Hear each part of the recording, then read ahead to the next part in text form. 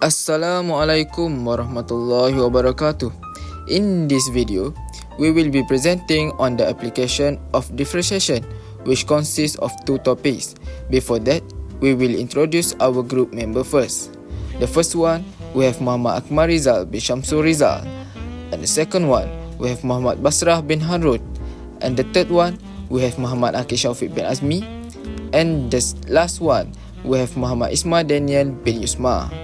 We are from group TCEE 1121 AB. Now, we proceed to the first topic, which is related rate problem. The definition of related rate is take advantage of quantities that are related to each other. Related rate also help us to determine how slow a certain quantity is changing using the rate of change of the second quantity. Technique to solve differentiation problem. First, we need to derivative of sum and difference. Second, we need to derivative of a product function, which is we use product rule method. Third, we derivative of a rational functions by quotient rule. Why we use related rate? In related rate problem, the idea is to compute the rate of change of one quantity in terms of the rate of change of another quantity, which may be more easily to measure. The procedure is to find an equation that relate the two quantities, and then we use the chain rule method or implicit method. So, let's move to the problem statement. The problem is a balloon is being inflated and its radius is increasing at a rate of 2 cm per second. How fast is the volume of the balloon increasing when the radius is 5 cm? Use the formula for the volume of a sphere, 4/3 pi r cubed. Alright, to solve this problem, we need to calculate the rate. Volume of the balloon is increasing when the radius is 5 cm. We know that formula volume of a sphere is 4/3 pi r cubed. Step 1, we differentiate v respect to time by using the chain rule method, and we get 4 pi r square times with dr/dt. Step 2, we substitute the given values into the formula, which is dr/dt, we substitute with 2 cm, and r, we substitute with 5 cm. Step 3, we simplify the expression 4 pi times with 25 times with 2, and the final answer we get the volume of the balloon is increasing at a rate of 200 pi cm cube per second. Lastly, to sum up this, to solve the related problem is just follow these steps. Draw a diagram if possible. Second one, label all the quantities mentioned in the equation. Third, find an equation that relate the quantity whose rate of change is to be found, the quantities whose rate are known. 4. We use the change rule or implicit to difference both sides of the equation with respect to time. And the last one, solve the derivatives that we give the unknown rate of change. So that's all about related rate. Now we move on the second topic, which is the problem of maximum and minimum. For your information, the maximum and minimum method in calculus is used to identify the highest and the lowest point of a function. Maximum point will be the highest point on the curve within the given range, and minimum point will be the lowest point in the curve. Therefore, we use the technique to differentiate between two types of minimum and maximum value. Not to forget also, we can visualize maximum and minimum value to be a little more specific in our work. Let's move to problem statement.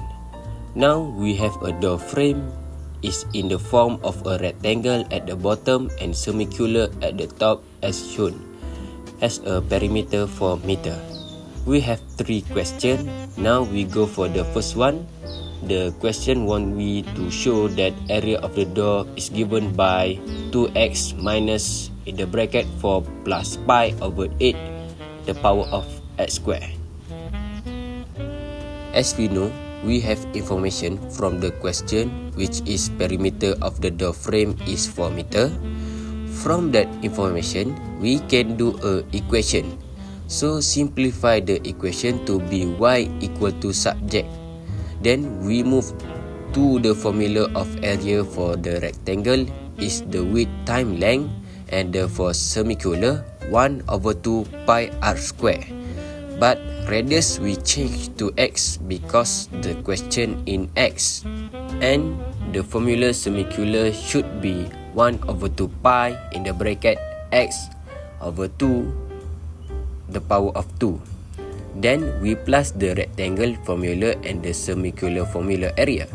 After that, we substitute the value of y in that equation. And the last step is we need to simplify that equation and get the answer. Now we move to the second question. The question wants we to find volume x and y that will maximize the area of the door. First step, from the final answer in question 1, we should differentiate first the equation. After that, we simplify the equation to get the value of x. Before we substitute the value of x, we should make the equation to be y equal to subject. After that, we substitute the value of x and get the value of y. The last step is we need to differentiate again the equation that we differentiate at first, and we substitute the value of x in the equation, and now we get the negative value. That means is maximum. Now we move to the last question, which is find the maximum area of the door frame. From the equation 1, we just substitute the value of x that we get in question 2 and get the final answer. So for the conclusion, we use maximum and minimum method in calculus because they help us solve optimization problem in various fields.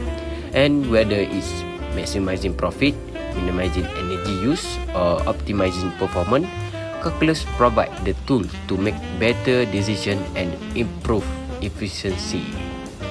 And the last one, we would like to express our deepest gratitude to Madam Rohayati for her help and assistance throughout the entire duration of the project.